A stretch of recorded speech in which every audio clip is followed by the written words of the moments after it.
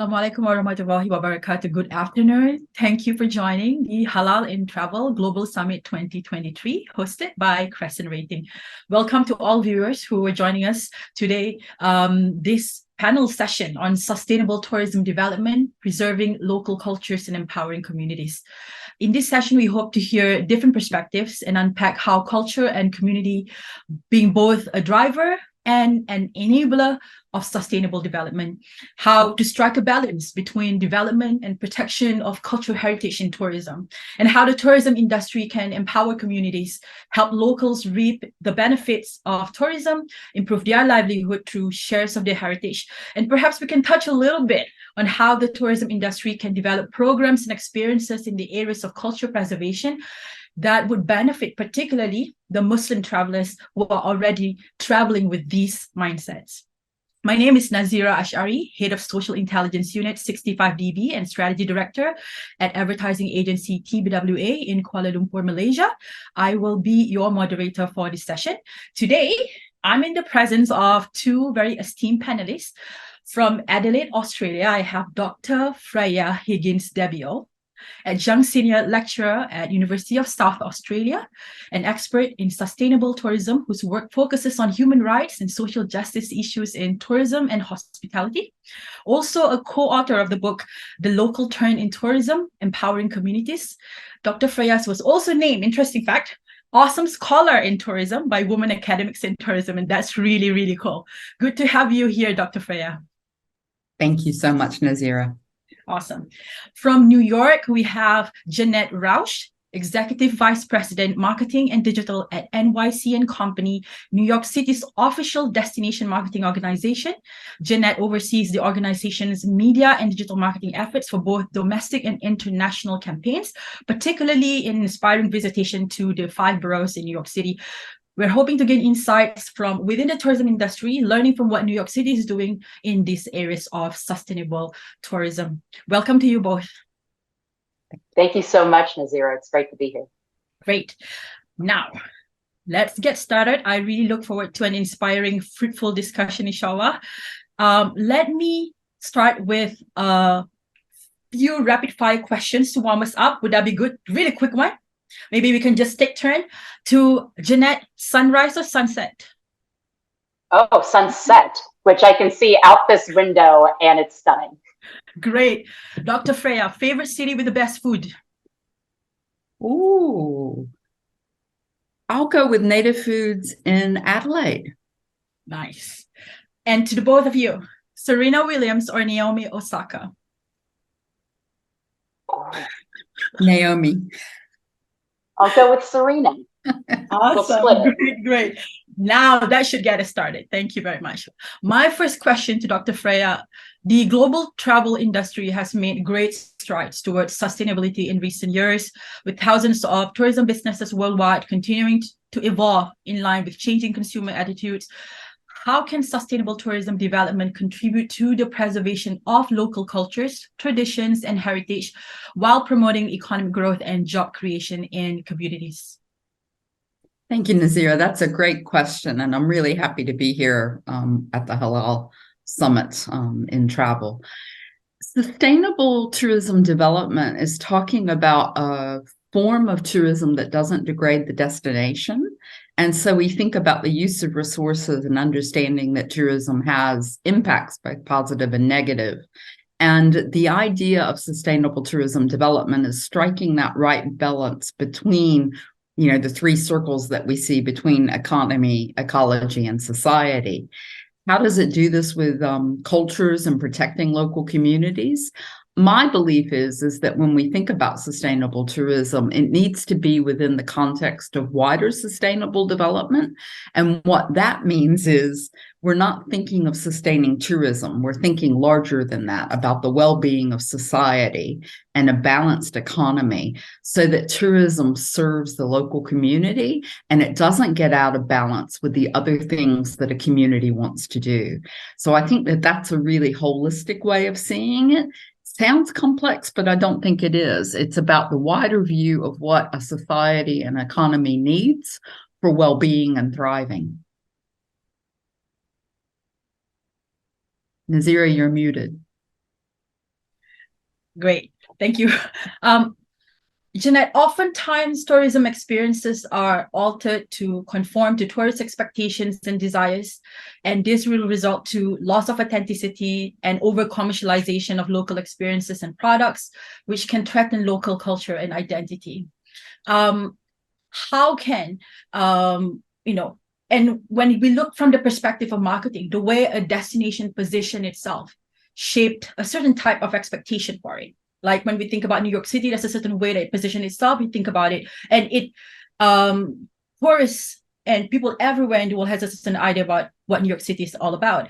How can tourism board and operators alike balance the need to deliver expectations and sell the destination as its most authentic self without losing, this essence about it? For us, that comes to life through our 5-borough mandate. So we're not the tourism board for Manhattan or for Times Square, right? We're the tourism board for the 5 boroughs of New York City. So we want to celebrate everything that might fall into the expectations of a first-time visitor. Like there is an idea of that traditional New York City tourist who's going to come in and they're going to see Times Square and they're going to go to Broadway and maybe walk across the Brooklyn Bridge and see Central Park. And, you have this kind of idea of the things that a first-time visitor would do. And we celebrate all of those things. Like I worked on Broadway for 20 years. I absolutely want every visitor, to New York City to see a Broadway show. But it's also, our responsibility and, our privilege to be able to share all of the 5 boroughs with our visitors. We want to show them the Bronx Beer Hall, in Little Italy in the Bronx. And we want them to see the small seafood restaurants that are on City Island in the Bronx and go to Snug Harbor in Staten Island and visit women-owned breweries, right here in Long Island City where I live. So, we want to share all of those experiences with people who are coming to the city. We're fortunate that New York City's, greatest strength and something that people really want to experience when they come here is the diversity of the people who live in the 5 boroughs. We use the Statue of Liberty a lot when we're promoting tourism, both domestically and internationally, because the Statue of Liberty says welcome. That is the immediate shortcut that lets you know, you are welcome here. We hosted World Pride in 2019. And everyone was welcome here was the tagline that we use for promoting this event. So, that's something that we're always really going to lean into. We actually just a month ago rebranded and renamed our organization. So we're no longer actually NYC and Company. We're now New York City Tourism and Conventions. And part of what drove that decision to change our name and our branding is to make sure we don't want to be clever about what we do, right? NYC and Company, if you don't know us through the industry, you may not know who that is or what do we do for the community and what do we do for visitors. So the rebrand is about being very straightforward. We are here to promote tourism, and that's because we think that tourism is truly a driver for good, and it's a driver of economic benefits, for the residents of the 5 boroughs.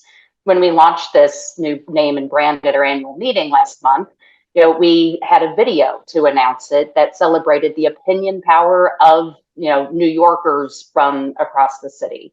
So we don't want to be the only ones who have opinions about what a visitor can do here. We really see our role as amplifying, the 8.5 million opinions of every New Yorker that lives here. And then our role is to help guide visitors to those opinions that match the kind of experience they want to have in the 5 boroughs. Nice. I think that's really fascinating, thinking about how the idea of what the city is or what the experience will be is one that is represented or can be captured through what the experiences of its people. And I think that's really fascinating. And it says a lot also about how you guys are trying to demonstrate what kind of a melting pot New York City is. I want to maybe go back to one of the points that Dr. Freya mentioned earlier around the word balance. Really creating a sustainable tourism development in these areas are really about creating a balance. There is, of course, this goal in like Janette mentioned earlier, get, driving as much inbound travelers in, make tourism, drive tourism revenues for local communities as well as the nation, etc. But how do you balance this level of, I want to go back to that point of authenticity. How do you balance the desire to be seen as a place for people to holiday, and at the same time still delivers on cultures and what makes the city that city? Do you have what's your take on that, Dr. Freya? Well, I go back to an older idea. I love having a historical view. And the origins of modern tourism go to the Grand Tour in Europe. And the idea was using tourism as a vehicle for education and culturalization of people. At first, it was for young men, but then it grew wider than that. And so I think if we can broaden our ideas about what tourism is, because it's been captured by the industry to be this market phenomenon, but in fact, at the same time that that's happening, there are these social aspects of tourism. And I think Janette's view, explaining to us about how New York City works, shows this, that it's about social connection, knowing what the tourist wants and connecting that up to what the local community wants to offer and experiences. So for instance, if I went to New York, I'd be looking to see the High Line, which is a great aspect of sustainability in the city. So how do we get that balance? I think in a way, we've got a clue here. The balance comes from connecting the local place to the visitors and coming up with a way that works successfully. Often what we see is alternative tourism niches are promoted as the way that we get sustainability, but it also can be found in mass tourism in urban cities. So it's about this idea of communications dialogue between the stakeholders in tourism to come up with a practice that suits those stakeholders in a holistic way. And I love this idea since COVID. COVID wasn't a good experience. But one of the things that came out of this is the idea of solidarity. When communities were locked down, it made us turn to our local communities and talk about solidarity and traveling more within our local places. So part of the balance, in my view, is rebalancing our thinking around domestic and international travelers. In the past, most nations around the world were really eager to host international visitors. That was the main focus. And now what we see is we can't neglect the domestic market. And when we think about cross-cultural contact in things like halal travel and tourism, that cultural understanding and authenticity is there when you get people that are like-minded.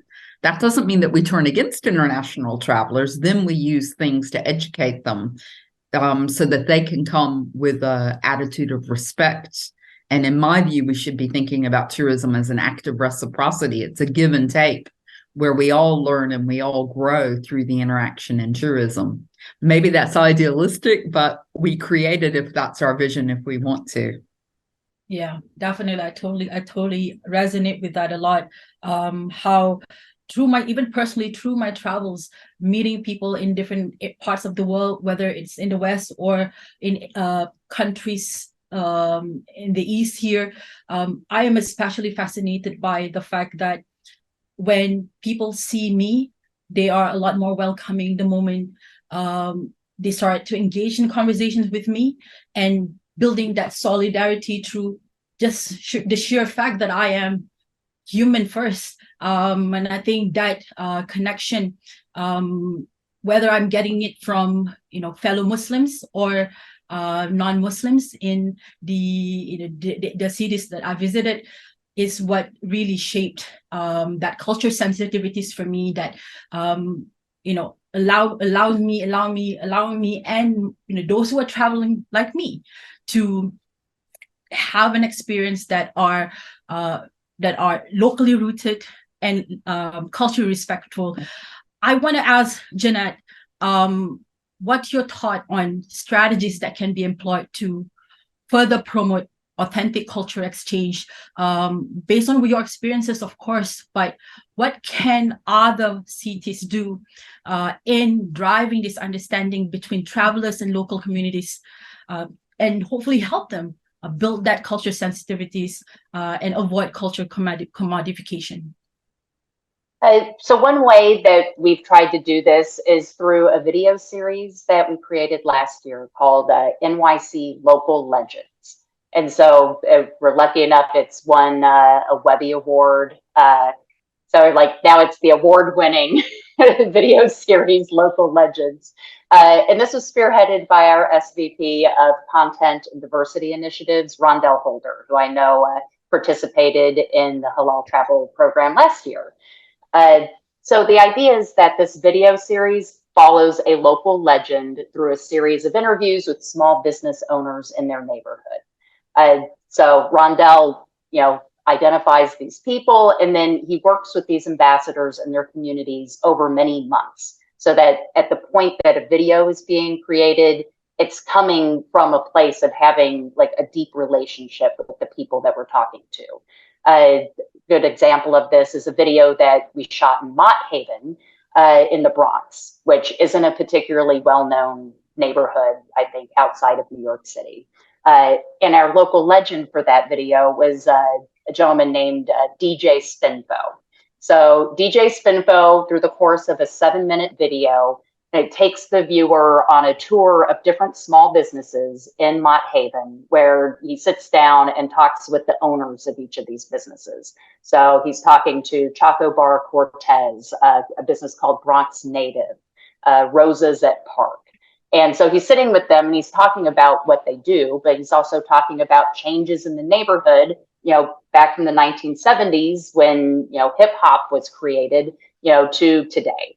And so these business owners he's talking with, in this example, they're all people who grew up in Mott Haven. So they're from the neighborhood, and they actually came together to form these businesses because they saw gentrification starting to happen, and they wanted to make sure that there were locals from Mott Haven who had a stake in, changes in the neighborhood, so that they could benefit economically from, influx of tourism, new people coming into the neighborhood. And so they've created this entire community where they have monthly mixers where they get together to network and share, strategize how they're going to improve their businesses. And so that's actually where Rondell got to know this group of people, is at one of these mixers that they held. And really, these are the kinds of stories that we're very proud to tell. And we continued it beyond just the video series, so that, at our annual meeting on March 28th, we actually hosted a panel discussion with Rondell and several of the people who were featured in these Local Legends videos. So they were there not only to, kind of share their story with our members, but to bring our members, into this journey with us, to remind them, we aren't just the Manhattan Tourism Board, we're representing the entire city.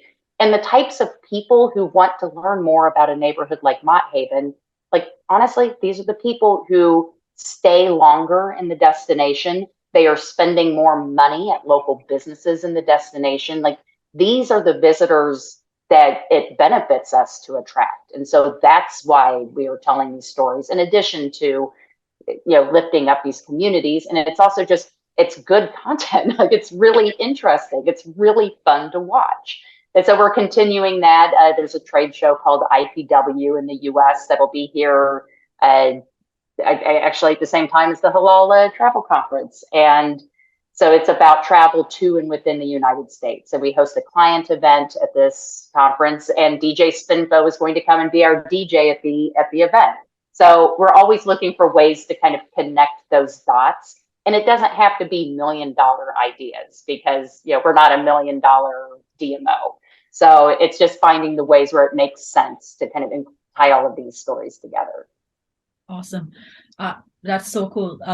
When we see companies like yourself, NYC and Company, and New York City doing this kind of content, NYC Local Legends content, and it's talking to potential travelers, domestically and international, to be a part of a more local experiences, right? And learn about the neighborhoods and such, I can't help but thinking from the perspective of the traveler. What do I need to do? I mean, there are a lot of efforts done by the countries, the destination, to ensure that the travelers are coming into the local communities and be a part of the local experiences.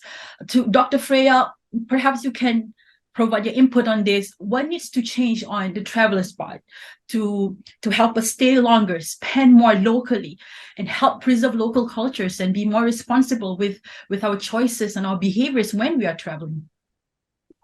I think that the tourist or the traveler, the visitor, needs to be aware that they're coming as a guest into another place. So when we use the word destination, we kind of take away the sense that what we call a destination is the local people's home. And the local people have a different way of being. They have a different environment, different culture, maybe different values. And so this mindset of coming as a guest is really important. But again, it goes back to what I was saying, that we've kind of narrowed tourism to the market sort of value. And so we're combating a vision that I pay my money, I can do what I want. And that's where we get this selfishness and this insensitivity that comes. And, I've been watching some very shocking stories, a young Australian acting inappropriately in Aceh, and in serious strife because of that. That's what we want to avoid. That is not good for the local community. It's not good for the young person. It's not good for the country that person comes from. And one thing that I've really valued that's happening currently is local communities or destination management organizations are activating to create things like pledges, which will tell people in advance of being a visitor, when you come to our community, this is the way we want you to behave. Perhaps the most advanced one comes from Palau, which was pre-COVID, that the Pacific Island nation of Palau created a pledge, which is actually stamped on the passport of visitors. And visitors are asked to sign that pledge. So the Palau government and the Palau people are saying that we're serious about this, that you are coming into our country and acknowledging that you have this pledge and that you commit to it. And the pledge actually came from the youth of Palau, as I understand it. And this has happened then since all around the world. So, for instance, the small community of Byron Bay in Australia have had the youth write a pledge, and the youth gathered together to say how they were concerned about how tourism was changing the home that they knew. So there's many of these things happening now, and Julia Albrecht and others have been the researchers looking at the nature of pledges and whether they're effective. But this is an example to say to the traveler, we welcome you, we want you to come, but you need to come with a mindset of respect. And part of being able to respect a place, though, is you have to educate yourself. So there's an element of you need to do your work before you come to find out. And that's getting harder to do. We used to have responsible tourism organizations and codes that would promote this, or religious organizations that would teach responsible tourism to their communities of belief. We don't have that so much anymore. Guidebooks have kind of gone by the wayside. So we've got to ask ourselves, how do we reach the visitors now in this age of digital existence and so on? And I reckon these pledges are a really promising aspect to take control and to say to the visitor, please come as guests and come with respect in that exchange that we're going to do. Right. Wow. I appreciate that thought a lot. My thoughts have changed from the whole thinking of this is a destination to I'm a guest. I think that's super powerful. Probably my favorite takeaway so far. But everything that has been said and have been discussed has been pretty fantastic. But I truly agree. And personally, for me, from a Muslim perspective, like welcoming, being a guest, you have an etiquette to being a guest. Being a host, you have an etiquette to being a host, but being a guest too, being mindful of what you can't do as a guest and being respectful. I think that's truly aligned with the values of Muslims. And I think this could be an area that we can communicate a lot more about, and I would like to take that on separately.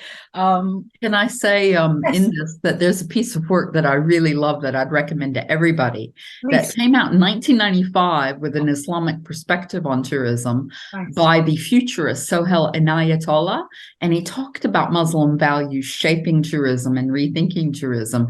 It's a classic work and it's always inspired me. So if you get a chance to pick that up, I'd recommend everyone have a look at it. He did such a great job of showing us that there are many different values that we can bring to the tourism encounter that brings us into an aspect of respect and reciprocity. Thank you. Awesome. Thank you. I love that. I will go and find it. 1995. Okay. Awesome. Going back to Janette, you've been sharing a lot about the activities that you guys are doing in New York, especially when it comes to all these community-based initiatives that have empowered local communities and shedding lights to all the cool stuff about the New York communities across the 5 boroughs. Maybe you can tell us a little bit more, apart from how are these activation and these initiatives that are empowering the local communities in these areas have probably changed, or maybe 1 or 2 examples how it has impacted them economically, environmentally, and socially as well. So we like to spend time trying to distribute tourism through space and time. So we want to make sure, in an effort to, both avoid over tourism during peak times, which, New York City is a big place. So we don't really see over tourism the same way that Venice might experience over tourism. But we do have areas that we'll get to and congested. So the Brooklyn Bridge on a holiday weekend, a shopper weekend in December, one of those Saturdays, like it will get very busy if you're one of the people who want to walk across the Brooklyn Bridge.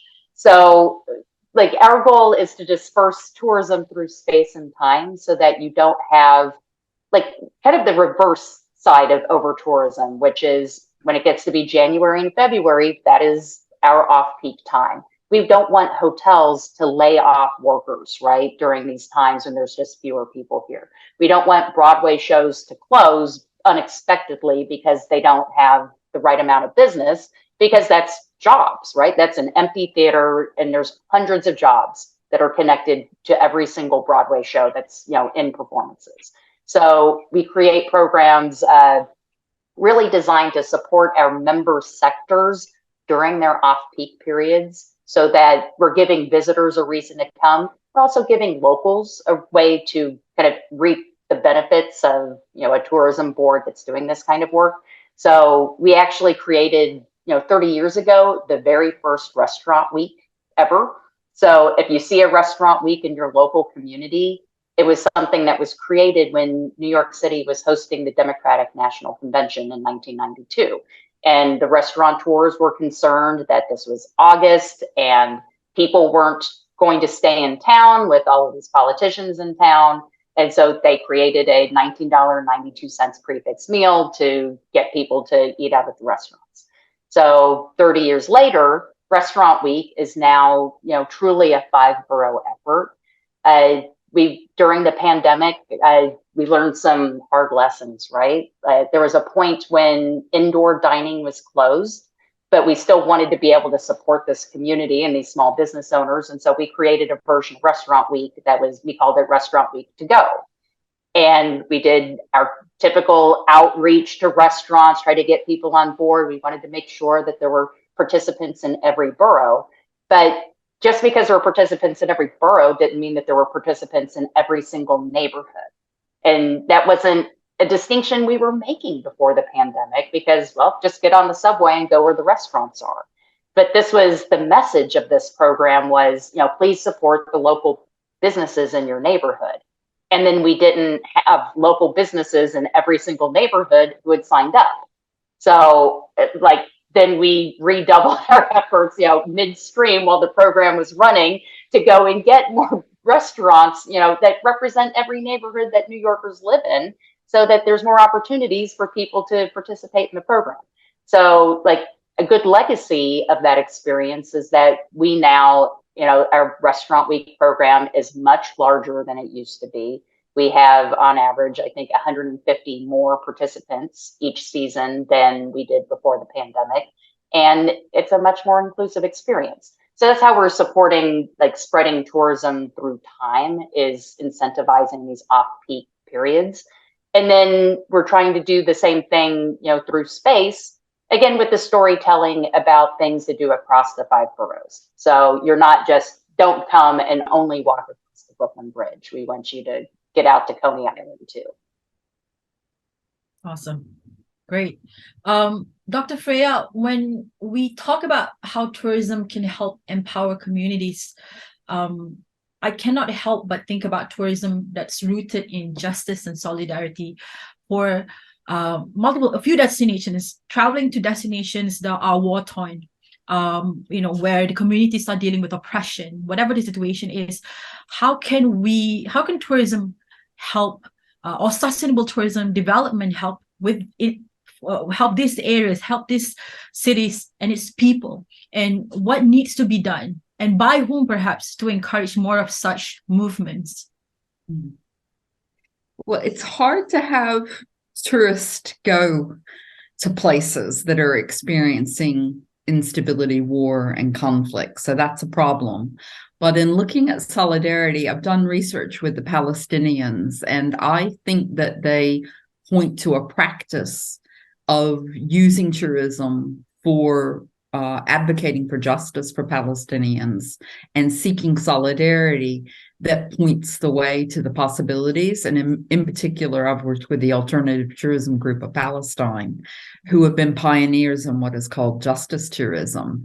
And I think that technique works on seeking to connect with and educate people outside of Palestine, and to bring them to Palestine to have opportunities to witness and to connect and to experience the situation, so that they become advocates when they return home. And who is responsible for that? Well, I think that you're looking at reaching groups that are supportive of human rights and justice. So in the case of Palestine, they've reached out to religious organizations, to non-governmental organizations, and to youth in particular, and to engage with them to experience Palestine and witness it. And of course, across communal divides, so that you'll find collaborations, for instance, with human rights-oriented Jewish organizations, so that it is working on building true solidarity. And I note that since this experience has happened, that the Palestinians have been reaching out to other communities such as Kashmir to help train and teach how solidarity can be advocated. And what do you do when you're in conflict? Well, I think Ukraine actually shows some of the techniques of being aware of heritage and culture to protect in the conflict. They're still advertising travel and tourism to Ukraine during the conflict, so that when peace is restored, and peace will be restored, God willing, then you are prepared to host visitors and to harness that warm-hearted solidarity that has been expressed for the people of Ukraine in the situation that they confront. This can be used in cases of natural disasters. It can be used in cases of external turmoil, as we're witnessing in Sudan at the moment. And it's this idea of helping people around the world to understand that when we think about tourism as a sustainable force, human rights underpins it. There is a human rights underpinning to tourism, and we could use it for educating ourselves and connecting with communities struggling with conflict. And I have to mention climate change in this. We need global solidarity as we confront climate change, and the Pacific Islands are leading the way in some of the thinking of advocacy to help us deal with climate change. And there needs to be solidarity on the global community's part to connect with the Pacific Islands, visit them, support their communities under the challenges that they face. So my simple answer to it is we need to understand that tourism is a human rights issue and that tourism can be a tool for advocating for human rights, and that I hope we think about that and develop it and strengthen it. Great. I mean, those are great inputs. My perspective definitely has widened from just having that idea of conflict areas, but now looking at probability of me going to areas in Pacific Islands, maybe for a start, since I cannot go to maybe the other areas. I think that's really cool. But I want to talk about just building on the point that you mentioned in terms of the terminology. Probably this is more of coming from a sentiment perspective. How maybe those who travel to conflict areas, if they don't have the right kind of intent and probably use it for own benefit, for social media, etc., that would probably tarnish the whole the actual intent of it. This is supposed to be about human rights, about helping communities in need.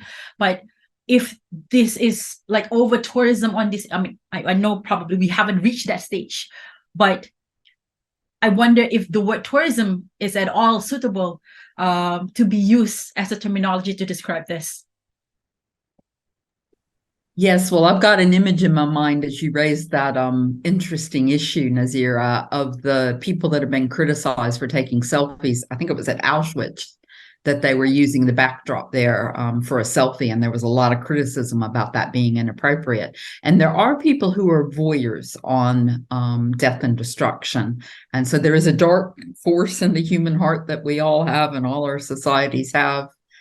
We need to recognize that and then to try to find ways to combat that. You did find the social disapproval that happened around the world for that behavior by the influencers that are using social media to raise their profile. That said something. There was an element of education in that about that being inappropriate, but we're never going to do away with that. But I do think that it's all of our efforts to foster this idea about ethics and responsibility and combating this idea of selfishness and me-centeredness. This is something that the human heart has always had, and it will always be with us. And we need to show that tourism is about connecting and learning and growing rather than just a selfish promotion of individual selves. Awesome. Yeah, great. Janette, I want to talk to you about technology, use of technology, of digital platforms, AI. We talk a lot about AI in this world today.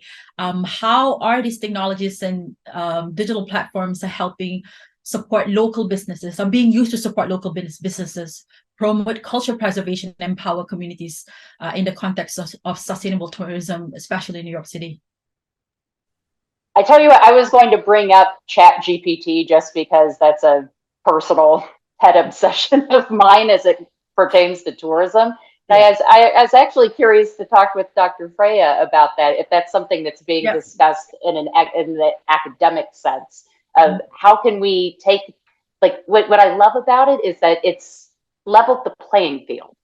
If you are in a country that has access to OpenAI and ChatGPT, everybody has that same level of access at the same time, which to me feels very level setting, very like this is something I want to use it in this way. And I can't pretend like in New York City, like this has only been out a few months. So local businesses aren't using ChatGPT and AI to drive a more sustainable future. I don't think at this exact moment, but like in academics, how's that being discussed?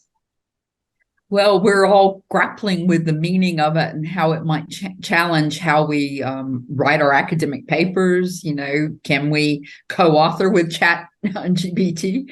And then how it affects our students and how we make sure that their level of learning and growing through our courses and their studies is their learning rather than using AI to generate it. So I don't think we have answers, but we're definitely grappling with it. And it's featuring in the upcoming conferences to think about it and how do we use it for good and mitigate the damages. I just want to maybe add on to this part, and it's build on my previous question, just in the context of AI, especially with the use of Midjourney, Janette, perhaps using AI to envision, imagine the kind of future of tourism, or in this context, sustainable tourism. I cannot imagine what that will be like. I mean, I have yet to use Midjourney to experience, like, to say maybe to visit Kuala Lumpur in 2030. I don't know. Maybe you could do something like that. But I wonder if you guys are already using this to give an idea of what the future will be like, especially for those who are probably unable to travel now with the economic climate that we are in right now, but dreaming or thinking about traveling in the future. But of course, please still answer the question that I gave you just now on how technology is being used in your communities. I just pulled up, somebody took the technology behind ChatGPT and connected it to a database of climate change documentation. So the website is chatclimate.ai. And so it allows you to ask just plain language questions to something that is as smart as ChatGPT can be, but is pre-populated with facts about climate change. I've read that this technology it has the potential to kind of solve some of these huge climate problems that we are grappling with, assuming it doesn't just turn into more wealth being hoarded by a very small group of people, right? Which could be the complete opposite way that this comes through. So again, I don't know how a small business might be using this technology in the city today, but I asked ChatGPT this exact question before joining the call, and it's you could use AI to power a community platform where community members can share their experiences and concerns about tourism, so that we're sure that tourism development is inclusive and responsive to local needs. That you can create educational tools to help community members grow the skills that they will need to participate in the tourism industry. So whether it's language learning tools or online courses in hospitality, it's such a great teacher that as people need to learn these skills, to have it be easier for them to do so would be incredibly helpful. Yeah, okay. Probably we don't know, there might be people who are already activating these tools in their local business, and it's New York. Yeah, I'm using it every day, so yeah. I can tell you how I'm using it to make my job easier for sure. For sure. Great. I think we are coming to almost the end of our session. I do have questions for the both of you. Say two questions, matter of fact, that I want the both of you to answer. Looking at the future, a more sustainable future that we want to create for the travel industry, and of course for the world, what lessons can be drawn from the experiences of destinations, communities that have successfully embraced sustainable tourism development, and how can these lessons be applied in other contexts? Maybe we'll start with Dr. Freya. That's a really interesting question, Nazirah. I think that what we're seeing, and I don't know if this is my wishful thinking, is we're seeing local communities assert their rights to have a greater role. And it comes from places such as Venice and other parts of Europe that have suffered with over-tourism to take control of their futures. And I think that there's some really exciting things happening in that space. European destination management organizations have gotten together under Group Now for something called the DMOcracy Project, which is looking at how can you engage and empower local communities in tourism. And I'm hoping that that's a very positive force for the future. Nice. Janette, same question. Yeah. I'll add on that we were a participant in the Time for Democracy with Group Now and had a fantastic experience with them. They were great. So I share your hope that that's going to lead to great work in the future. I'll say, for me, we want to work with communities to tell their own stories in their own words, because nobody needs to know what Janette Roush thinks you should do in Washington Heights, right? We want to hear what people who live in Washington Heights would like to share with you about their own community. Great. Awesome. Perhaps the last question here. You guys are the ChatGPT version of yourself, I guess. What would a sustainable future for the travel industry look like for you? Like in your mind? That's my prompt. Okay. I'll jump in. I'll say my response is that every community in New York City that wishes to experience the economic benefits of tourism is able to do so, whether that means that they have, one out of every 10 jobs in New York City is in tourism. So whether it means they are working in tourism in a job that they love, or that they are welcoming visitors into their own neighborhood, to support and sustain the small businesses in their own community. So whatever it looks like for each community, that is able to come to fruition. Right. Dr. Freya? I love what Janette said. My response would be that we judge tourism on its contribution to well-being of all stakeholders rather than the measures that we've had previously, which is growth indicators. So yes, sustainable tourism development of the future will be based on holistic well-being. Great. Awesome. Thank you so much. We have come to the end of our session on sustainable tourism, preserving local cultures and empowering communities.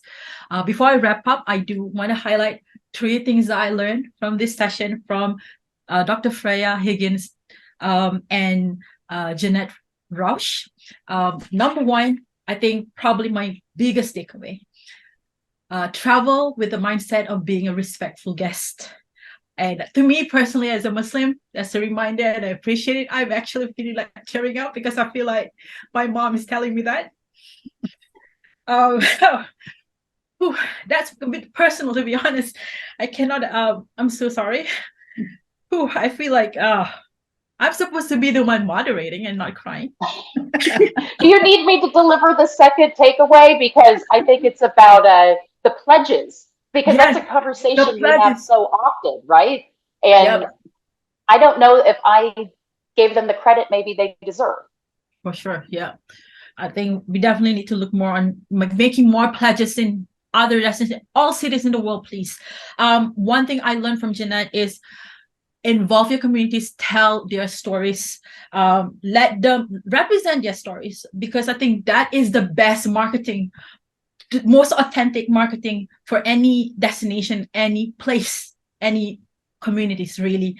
And I also love the fact that, when Dr. Freya, you mentioned about how tourism is about human rights. I think that's super powerful because, and especially in the context of tourism with justice in mind, tourism with supporting those in needs in mind. I think that's just, you totally changed my perspective on how we should see the world, how we should, make our tourism future travel choices, for example. And I think that's just why I'm learning so much from the both of you. Thank you so much.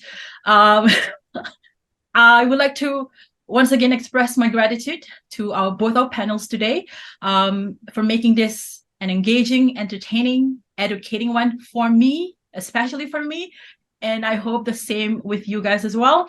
Our 2 panels, Dr. Freya Higgins-Desbiolles, Adjunct Senior Lecturer at University of South Australia, Janette Roush, Executive Vice President, Marketing and Digital at NYC and Company. Thank you for joining this session at the Halal in Travel Global Summit 2023. To check out the other interesting sessions we have as well. My name is Nazirah Ashari, and thank you. Assalamu alaikum. Thank you, Nazirah. Thank you. Thank you, Nazirah.